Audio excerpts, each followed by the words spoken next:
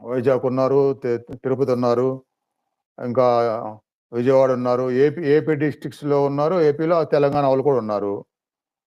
ఇదంతా అందరూ ఒక్క దగ్గర కంటే కష్టమైపోద్ది.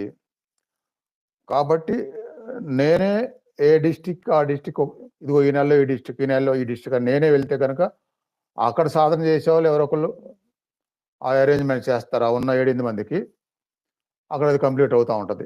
ఇట్లా కనీసం డిస్ట్రిక్ట్‌కి ఒక 8 మెంబర్స్ ఉంటే, ఆ 8 మెంబర్స్ గ్యాదర్ అయ్యి ఎప్పుడు పెడదాము, ఎలా చేద్దాము అని ఏర్పాటు చేసుకుంటారు. అట్లా 7, 8 మంది అంటే పెద్ద కష్టమేం కాదు కదా! ఎవరు ఇష్టపడతారో వాళ్ళ ఇంట్లోనైనా సరే పెట్టొచ్చు.